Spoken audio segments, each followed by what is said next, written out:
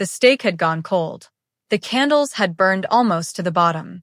My phone rested beside my plate, the screen lighting up every few minutes, never with the name I wanted to see. I checked the time again. 9:42 p.m. Our anniversary dinner was supposed to start at 7. I picked up my phone and unlocked it. Me. Everything okay? Unread. Another message. Me. Drive safe. Unread. The third one stayed on the screen longer because I stared at it instead of sending it. Happy anniversary, Claire. I pressed send anyway. Unread. A slow breath escaped my chest. She's just busy. I had repeated those words so many times that they almost sounded true. Claire always had another meeting, another client, another deadline, another excuse. I believed all of them because loving her had become easier than questioning her. I stood from the table and walked into the kitchen. The mashed potatoes had formed a dry layer on top. The vegetables had lost their color. Dinner looked exactly like I felt. Forgotten.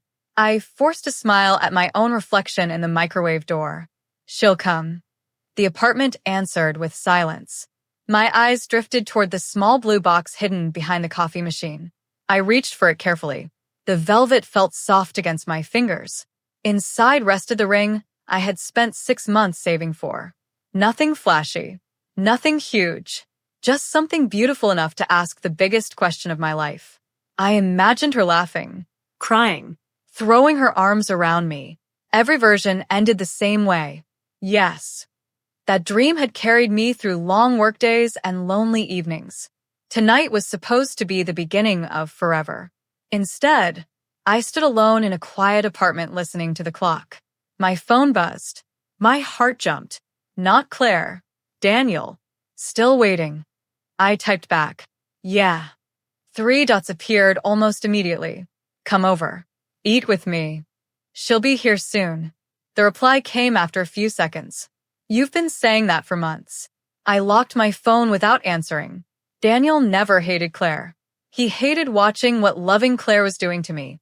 At 10:15, I walked back into the dining room. The candles had died. The room felt colder. I picked up my fork, tasted one bite, then pushed the plate away. Food wasn't the problem. Hope was. Another vibration. This time it came from a social media notification. Someone had tagged Claire in a photo. Curious, I opened it. My heartbeat slowed, then stopped. Claire stood in a sparkling black dress I had never seen before. A glass of champagne rested in one hand. Ryan stood beside her. His arms circled her waist. Both of them smiled like they didn't have a single worry in the world. The caption read, "Celebrating another huge deal. Couldn't have done it without my favorite partner." More photos followed. Claire laughing. Claire dancing. Claire leaning close enough to Ryan that their heads almost touched. I looked back at our dining table. 2 untouched plates. 1 unopened ring. 3 unread messages. Something cracked inside me. Not loudly. Just enough for me to hear it. I grabbed my coat. The blue ring box disappeared into my pocket. Maybe there was an explanation. Maybe the pictures were misleading. Maybe she forgot to tell me. Maybe. The drive downtown felt endless. Rain tapped against the windshield. Every traffic light seemed determined to keep me waiting a little longer.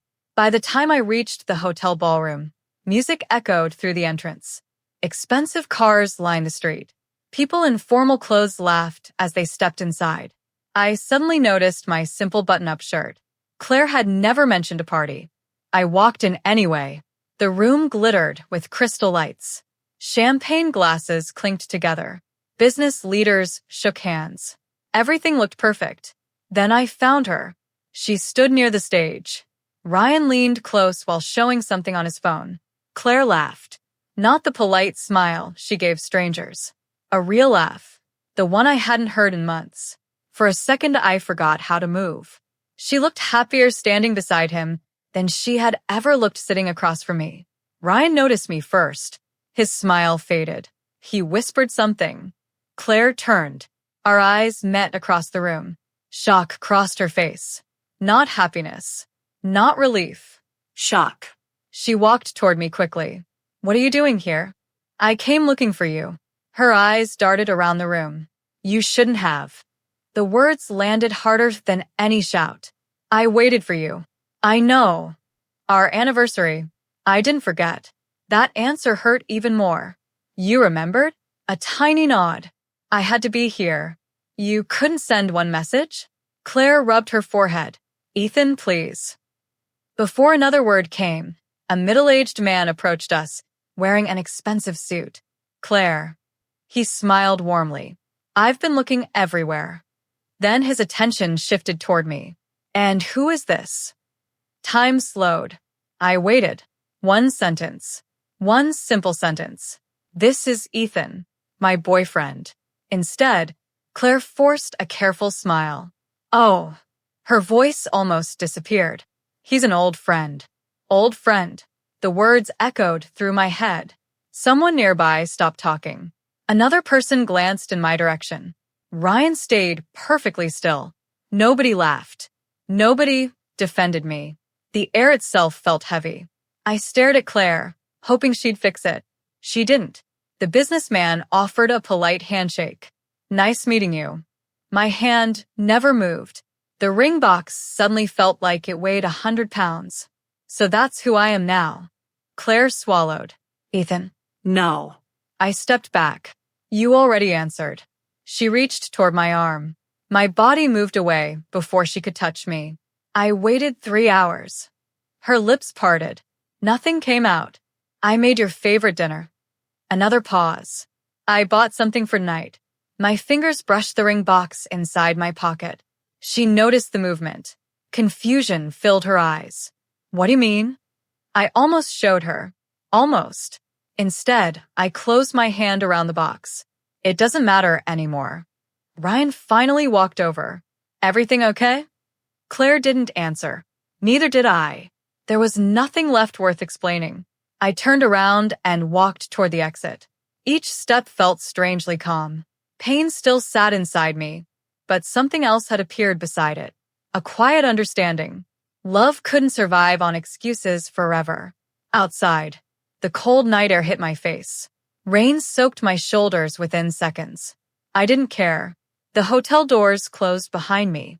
My phone vibrated. Claire, at last. I opened the message immediately. You embarrassed me tonight. Another bubble appeared. Please stop making things difficult. I read both lines again. No apology. No explanation. No mention of our anniversary. No mention of dinner. No mention of us.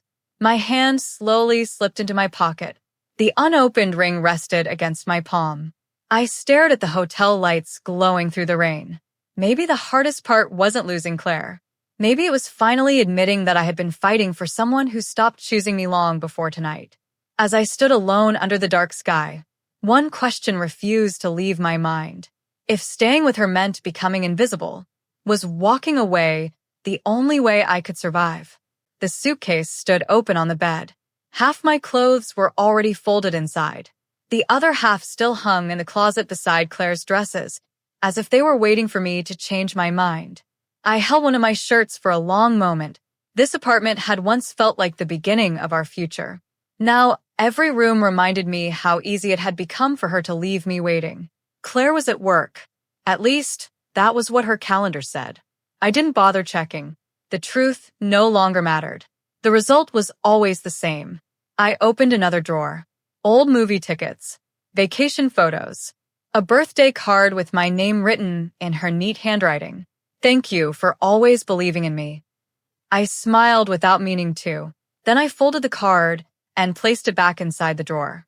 Some memories deserved to stay where they belonged. In the past. My phone buzzed. Daniel. Need help? Yeah. Less than 30 minutes later, he stood in the doorway carrying empty moving boxes. His eyes traveled across the apartment before landing on the suitcase. So, he let out a slow breath. You finally made the decision. I nodded. If I stay, I'll keep hoping she'll become the person she used to be. And if you leave, I don't know. He stepped closer and placed a hand on my shoulder. That's still better than knowing you'll keep getting hurt. Neither of us spoke after that. We didn't need to. He picked up a stack of books while I emptied the closet shelf. The quiet between brothers often carried more comfort than words. One by one, my things disappeared into boxes. The apartment slowly stopped looking like home. When I reached the bathroom, I found my toothbrush beside Claire's. For a second, I almost left it there. Then I dropped it into the suitcase. No more pretending. Back in the bedroom, only one thing remained on the nightstand: the blue velvet ring box. I picked it up carefully. Daniel noticed. "You still carrying that?" "I don't know why." His expression softened. "You bought it because you believed in forever." My thumb brushed across the lid. I don't think forever believed in me. He didn't argue. Instead, he walked toward the kitchen. "I'll finish packing in here." I followed a minute later. The spare coffee mug sat beside the sink. Claire had given it to me during our second Christmas together. It had my name painted across the front. She once laughed because I refused to drink coffee from any other cup. Now I held it in both hands. Then I placed it gently on the counter. It belonged here, not with me. The apartment key rested beside it. A quiet goodbye. By noon, everything I owned fit inside one suitcase and 3 boxes. Years of love reduced to something that fit inside the back seat of Daniel's car. Before leaving, I walked through every room one last time. The walls looked strangely empty after I removed the framed photos. Only lighter rectangles remained where our smiles had once hung. I slipped one picture into a drawer instead of taking it. Not for Claire. For myself. I didn't want to spend the next few months staring at faces that no longer existed. Daniel carried the final box outside. "You ready?" My eyes wandered across the apartment. No. A small smile crossed his face. "Good." I frowned. What? If leaving didn't hurt, it wouldn't have meant anything. He was right. Loving someone deeply always left marks behind. The question was whether I would keep reopening the same wound. I closed the front door. The key stayed on the kitchen counter. This time, I didn't look back. Daniel let me stay in his guest room for a while. It wasn't big. The furniture didn't match. The walls were plain. Still, I slept better than I had in months. Nobody canceled dinner. Nobody left my messages unread. Nobody made me wonder whether I mattered. The loneliness stayed, but it no longer came with false hope. Monday morning arrived. Walking into the office felt different. I usually check my phone before entering. Maybe Claire had written. Maybe she wanted to explain. That morning, the phone stayed inside my pocket. My manager waved me over. Ethan. He handed me a file. "We've got a new project." "I'll take it." "You haven't even looked." "I need something to keep me busy." He gave a quiet nod. "I've been waiting months to hear you say that." Work became my escape. Extra hours. New responsibilities. Ideas I had ignored because I always rushed home to Claire. People noticed. One afternoon, a familiar voice interrupted my concentration. "Ethan?" I turned. Maya stood near my desk holding 2 coffee cups. "You still drink too much caffeine?" A small laugh escaped before I could stop it. "Probably." She handed 1 cup over. "You disappeared." I moved. "I figured." She leaned against the desk. "How are you really doing?" The answer sat somewhere between terrible and hopeful. "I'm learning." She smiled. "That's enough for now." Unlike everyone else, Maya never pushed me to forget Claire. She simply reminded me there was still a person underneath the heartbreak. We started eating lunch together. Sometimes we talked. Sometimes we just sat outside the office enjoying the fresh air. Neither of us needed to fill every quiet moment. Across town, Claire barely noticed my absence. At least that's what Daniel guessed after hearing from a mutual friend. Work kept her busy. Ryan stayed close. Meetings filled her schedule. Days passed. Then one evening she finally returned home early. Home. Except it wasn't. Later that night my phone lit up again. Claire. 3 missed calls. Then another. I let them ring. A message arrived. "Where are you?" Another. "Why is everything gone?" Another. "Ethan?" I stared at the screen without touching it. She had walked into an empty apartment. An empty closet. Missing photographs. 1 coffee mug left beside the key. The answer surrounded her from every direction. There was nothing left for me to explain. Morning came. No reply left my phone. By lunchtime, another message appeared. Stop acting childish. A few minutes later, call me. Then nothing. Maybe she expected me to apologize. Maybe she thought I needed a few days to calm down. She still believed I would return. She didn't understand that I hadn't left because I was angry. I left because staying had become impossible. Late Friday afternoon, Maya and I walked out of the office together. She balanced a folder under one arm while laughing about a customer who somehow ordered the wrong product 3 times. You should have seen his face. I wish I had. You would have laughed even harder. Her laughter faded. You okay? I had stopped walking. Across the street stood Claire. She looked exhausted. Dark circles rested beneath her eyes. Her attention stayed fixed on me. Then it shifted toward Maya. The smile disappeared from her face. Maya followed my gaze. Do you want me to leave? I shook my head gently. No. Claire took one small step forward, then another. Her eyes returned to Maya. Whatever confidence she had brought with her quietly disappeared. Without a word, she turned around and walked away. She never reached me, but something had reached her. The painful realization that my world no longer stopped spinning every time she walked into it. Claire stood outside my office building again. This time, she didn't leave. She waited near the entrance, her hands wrapped around a paper coffee cup that had long gone cold. The moment she spotted me, she stepped forward. Ethan. I stopped a few feet away. Cars rolled past behind us, filling the quiet between us. I've been trying to reach you. I noticed. Her shoulders dropped. You blocked my calls. I needed peace. A faint smile appeared on her face, but it disappeared almost as quickly. You've never talked to me like this before. That's because I spent years trying not to upset you. The words landed harder than I expected. Claire lowered her eyes. I just want 5 minutes. I already gave you 5 years. Nobody moved. She took another careful step. Please tell me where you're staying. No. Are you really throwing everything away? I almost laughed. Everything. The question stayed between us. The apartment? You kept it. The furniture? You kept it. The memories? You left those behind long before I packed my suitcase. Her lips parted. Nothing came out. A bus stopped beside the sidewalk. Its doors opened. I climbed aboard without another word. Through the window, I watched Claire grow smaller until the traffic swallowed her completely. Life slowly found a new rhythm. Work became more than a distraction. It became proof that I still had goals beyond loving someone who no longer loved me the same way. One afternoon, my manager walked into my office carrying a folder. You've earned this. I opened it. Inside was an offer to lead a new project. 3 months earlier, I would have turned it down without thinking. Claire always wanted me home early. Now there was no reason to refuse. I'll do it. He smiled. I was hoping you'd say that. As he walked away, Maya leaned against my office door. Congratulations. How did you know? The whole floor knows. She held up 2 cups of coffee. I figured this deserves a celebration. We walked to the rooftop during our break. The city stretched beneath us.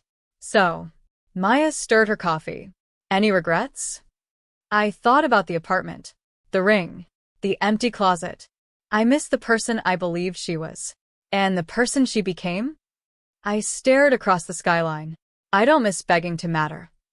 Maya nodded quietly. You've changed. I'm trying to. Keep going.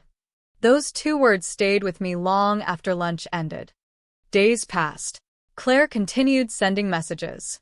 Not every hour anymore. Not every day. But often enough that my phone reminded me she still existed. I never opened them. One evening I stared at our old conversation. Hundreds of messages filled the screen. Almost all of them were mine. Did you eat? Drive safely. Call me when you're free. I miss you. Good night. So many blue bubbles. So few replies. My thumb hovered over her name. Then I pressed it. Delete contact. The screen asked one final question. Are you sure? I closed my eyes. Yes. One touch. Her name disappeared. The number remained somewhere in the world. Just not inside my phone anymore. It felt strangely quiet. Not empty, just quiet. A week later, Olivia surprised me outside a coffee shop near work. Ethan? I recognized her immediately. She worked with Claire. We had met twice before. I hope I'm not bothering you. Not at all. She glanced around before speaking. I wanted to tell you something. Concern crossed my mind. Is Claire okay? Olivia sighed. Physically, yes. But she isn't handling your leaving very well. I stayed silent. There are things you should know. We found a small table near the window. Olivia wrapped both hands around her drink. People at the office thought Claire and Ryan were together. I frowned. What? They've been working closely for almost a year. I know. Everyone assumed they were dating. My stomach turned. Claire never corrected them. Those words hurt more than I wanted to admit. Why not? Olivia shook her head. I asked her once. And she laughed it off. My fingers tightened around the coffee cup. She said correcting every rumor wasn't worth her time. I stared through the window. Rain tapped softly against the glass. So, she let everyone believe Ryan was her boyfriend. Olivia nodded. I don't think she realized what that looked like. No. A bitter smile crossed my face. She realized too late. Olivia hesitated. Ryan got promoted last week. I heard. He barely speaks to her now. The pieces slowly came together. Ryan had enjoyed Claire's talent, her long hours, her loyalty. Now that he had the promotion, he no longer needed her. What happened? He moved to another department. And Claire? Olivia looked down. She's alone. That night I opened an old storage box Daniel had placed in the corner of my room. Inside rested photographs from happier days. Claire wearing one of my oversized hoodies. Our beach vacation. Christmas morning. Movie nights. Smiles that looked real.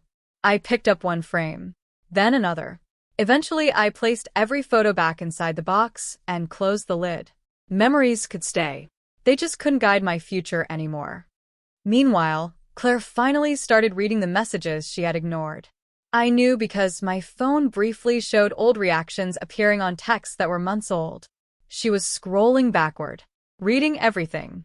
The lonely nights, the anniversary plans, the birthdays, the canceled dinners.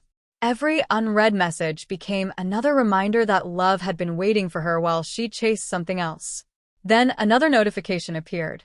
Claire reacted to the message that read, "Happy anniversary. Dinner's ready."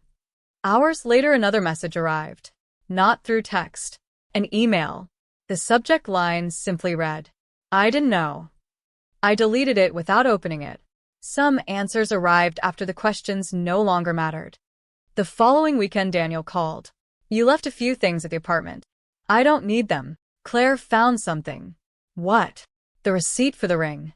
I froze. "It was inside your old desk drawer." I had forgotten all about it. Daniel's voice softened. "She knows now." I leaned against the wall. Images from that anniversary rushed back. Cold dinner. Burned candles. The blue box inside my pocket. Being introduced as an old friend. Daniel continued quietly. "She called me crying." "What did you tell her?" "The truth." "And I told her some discoveries come after they've already destroyed everything." I ended the call and sat alone for a long time. Not because I wanted Claire back.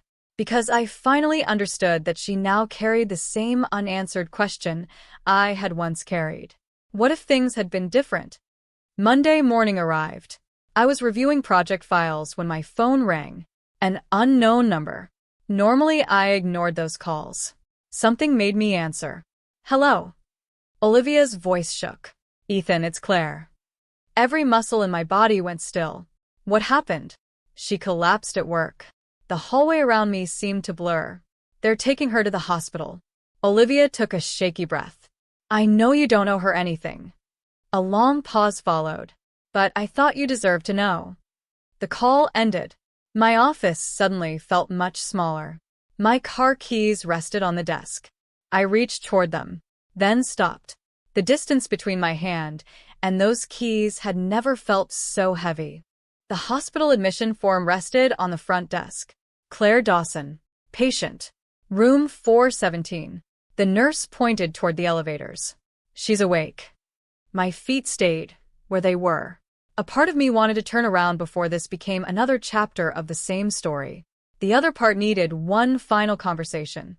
Not to save our relationship, to bury it. I stepped into the elevator. The ride lasted less than a minute. It felt much longer. When the doors opened, the hallway smelled of medicine and fresh paint. Everything was clean. Everything was quiet. Room 417 waited at the end of the corridor. The door stood half open. Claire sat against the raised hospital bed, staring out the window. The confident woman who once walked into every room like she owned it looked smaller now. Dark circles rested beneath her eyes. Her hair wasn't carefully styled. The expensive clothes were gone, replaced by a pale hospital gown. She turned when she heard my footsteps. For a moment she simply stared. I didn't think you'd come. I stayed near the doorway. I almost didn't. Her eyes filled with relief anyway. You still came. I came for me. The words settled between us. She gave a slow nod. I understand. A chair waited beside the bed. I remained standing. The distance felt right. Claire glanced toward the empty chair. You don't have to stand. I won't be here long. She pressed her lips together. I deserve that. The room fell quiet.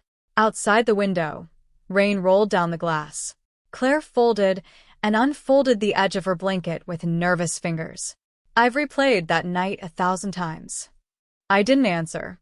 I keep thinking, if I had introduced you as my boyfriend. She couldn't finish the sentence. You didn't. I know. I waited for you to correct yourself. A tear slipped down her cheek. I froze. You made a choice. I made the worst one. Her voice cracked. I thought protecting my image mattered. I let those words settle before speaking again. More than protecting us. She lowered her head. Yes. The honesty hurt almost as much as the betrayal. Not because it surprised me, because it confirmed everything I had tried so hard to deny. Claire wiped her eyes. Ryan never cared about me. I stayed quiet.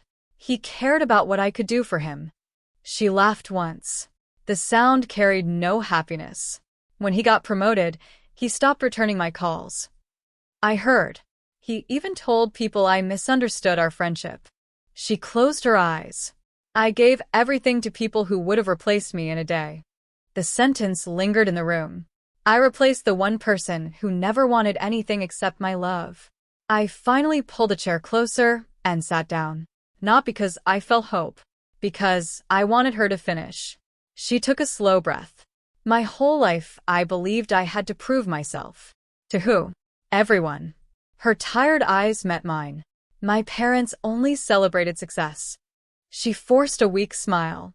If I wasn't winning something, I wasn't enough. The confession sounded painfully real. So when work started praising me, you chased it. She nodded. I kept thinking one more promotion would make me happy. And did it? No. Her answer came, without hesitation. It only made me lonely. The room grew quiet again. Not awkward. Just heavy. I ignored every message. I know. I canceled every plan. I know. I expected you to wait forever. I looked down at my hands. I almost did. Claire covered her face for a moment. When I walked into the apartment, she swallowed hard. The empty closet scared me. Her voice grew softer. The missing pictures scared me even more. You still thought I'd come back. I did. Another tear rolled down. I didn't understand you had already left emotionally. I reached into my jacket pocket. The apartment key rested in my palm. Claire recognized it immediately. You kept it. Only until today. I placed it gently on the bedside table.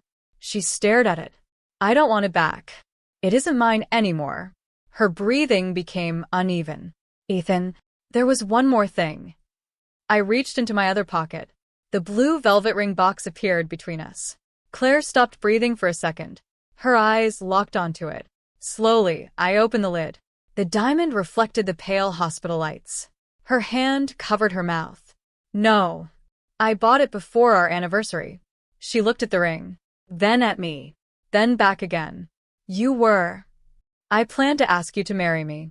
The tears came harder now. She shook her head over and over. I didn't know. I know. If I had known. I closed the ring box gently. It wouldn't have changed the reason you forgot me that night. Claire reached toward the box with trembling fingers. I destroyed everything. You did. I threw away our future. A long breath escaped me. Our future disappeared one decision at a time. She cried quietly, not loudly, not dramatically, just the kind of crying that comes when excuses finally run out. I read every message. Her voice barely carried across the room. The anniversary text. The next breath shook. The nights you waited. She closed her eyes.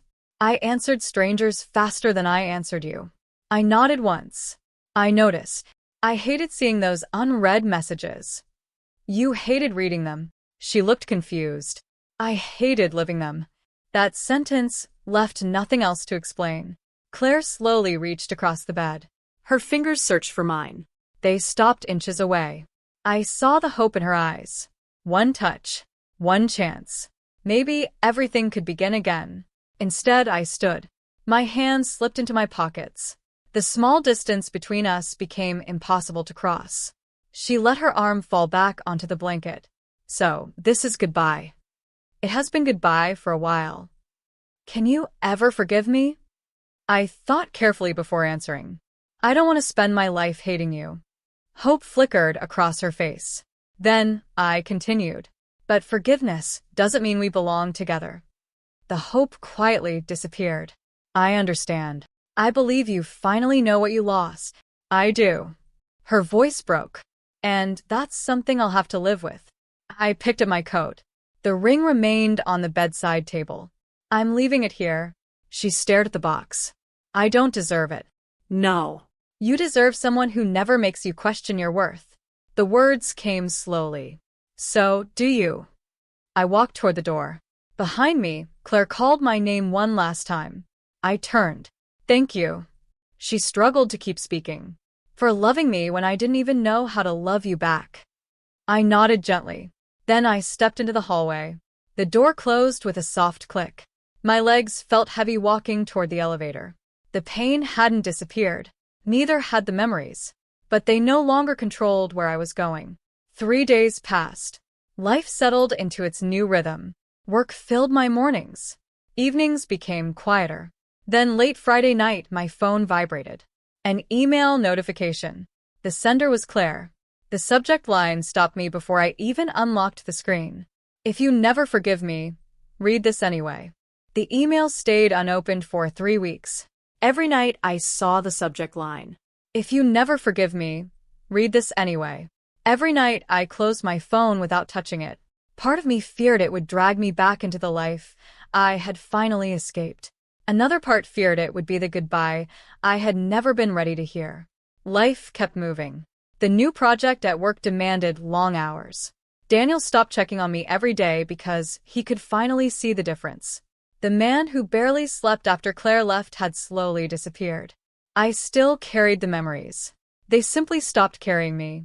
One Friday evening, Maya found me alone in the office. The lights around us had already gone dark. You missed dinner again. A tired smile crossed my face. I lost track of time. She placed a paper bag on my desk. I brought you something before you forgot to eat. The smell of fresh sandwiches filled the room. You keep saving me. I'm just making sure you don't survive on coffee. I laughed. A real laugh. Not one used to hide pain. She noticed it too. There it is. What? Your smile. I leaned back in my chair. I thought I'd lost it. You buried it. She pointed toward my phone. You still haven't opened her email. You noticed. You always stare at the screen before locking it. Her voice stayed gentle. You don't have to read it. I know, but maybe I need to. Maya nodded once. Whatever you choose. She picked up her bag. Make sure it's your choice. After she left, I stayed alone with my thoughts. The office felt strangely peaceful. No pressure. No arguments. No waiting. Only one unfinished chapter remained. I unlocked my phone. The email waited exactly where I had left it. My thumb hovered above the screen. Then I opened it. Ethan, If you're reading this, it means enough time has passed for you to breathe without me standing in the way. The first sentence already blurred beneath my eyes. I kept reading. I'm not writing to ask for another chance. I lost that the night I called you an old friend. A slow breath escaped me. There were no excuses. No blaming work. No blaming Ryan. Only honesty. I spent years believing success would finally make me feel enough. Every promotion felt exciting for one day, then I needed another. I confused ambition with happiness. I remembered every canceled dinner, every missed birthday, every empty promise. Now she understood what I had already lived.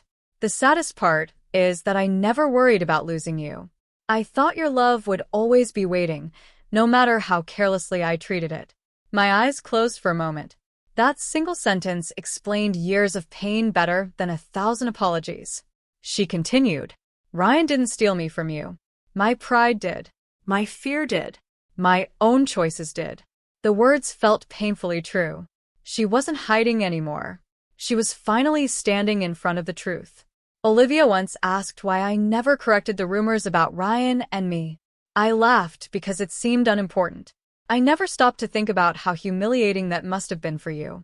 My fingers tightened around the phone. I remembered every lonely night, every unanswered message, every excuse I had accepted. You loved the best version of me long before I believed she existed. I wish I had protected that version instead of chasing approval from strangers. A tear landed on the screen. Not because I wanted Claire back, because those were the words I had needed when our relationship still had a chance. Months earlier, they could have saved us. Now, they only explained the ruins. The final part waited below. Please don't answer this email. I stopped breathing for a second. You spent too many years carrying our relationship by yourself. I don't want you carrying my guilt too. If healing means forgetting me, then forget me. If loving someone else one day makes you smile again, don't let my memory stop you. Another pause. Then the final paragraph. Thank you for loving me when I didn't deserve it. Thank you for believing in a future I was too blind to see. I hope one day you remember me without pain, even if I never earn forgiveness. Goodbye, Ethan. The screen slowly went dark. I didn't move. The office stayed completely still. That email broke something inside me.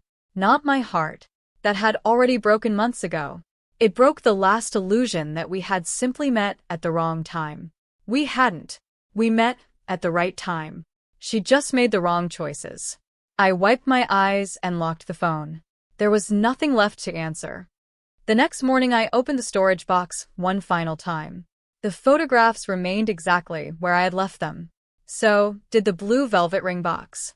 I picked it up carefully. The diamond still shined as brightly as the day I bought it. Some dreams never become memories. They remain possibilities that never had the chance to exist. I slipped the ring into my jacket pocket. Then I drove toward the river. The sunrise had only begun to color the sky. Orange light spread across the calm water. Birds flew low over the surface. The world looked peaceful. I stood at the edge of the bridge. The ring rested in my open palm. I thought this would become the happiest day of my life. The wind carried the words away. I guess it became the lesson that changed it instead. My fingers slowly opened. The ring fell. A small splash disturbed the water. Tiny circles spread across the river before disappearing. Just like that, it was gone. I stayed there for another minute. Not because I regretted letting go. Because I wanted to remember that healing sometimes sounds very quiet. No dramatic ending. No perfect revenge. Just one decision after another. Before leaving, I unlocked my phone. Claire's number no longer had a name beside it. Only a string of forgotten digits. I opened the options. Delete conversation. Delete contact. The phone asked if I was sure. This time I smiled. Yes. The screen cleared. Nothing remained. An hour later, Maya waited outside a small coffee shop. She waved the moment she spotted me. You actually came on time. I didn't want you buying breakfast twice. She laughed. I appreciate the progress. We carried our cups to a bench facing the river. Morning sunlight reflected across the water. You seem lighter. I opened the email. She didn't interrupt. She simply waited. It hurt. I figured. But not in the way I expected. Her eyes stayed on me. I finally heard the truth. And it arrived after love was already gone. Maya nodded slowly. Sometimes closure comes late. It does. I watched the sunrise climb higher into the sky. I spent so long thinking I wanted revenge. What changed? I realized revenge would have kept me tied to the worst part of my life. She smiled softly. So, what do you want now? I thought about the apartment, the cold dinner, the unread messages, the hospital room, the email. Every painful step had carried me here. I want peace. She raised her coffee cup. That sounds like a better future. I lifted mine. To better futures. The cups touched gently. No celebration. Just quiet hope. As people walked past us, I realized something that had taken me years to understand. Claire didn't lose me in one terrible night. She lost me through hundreds of small moments when I needed to matter, and she chose something else instead. Her regret would stay with her. Not because I wanted her to suffer. Because some lessons arrive only after the door has already closed. As for me, I finally stopped standing outside that closed door. I carried the memories. I carried the lessons. But I no longer carried the weight of waiting. Claire's last message broke my heart one final time. Then it gave me the strength to leave the broken pieces behind and keep walking toward the sunrise.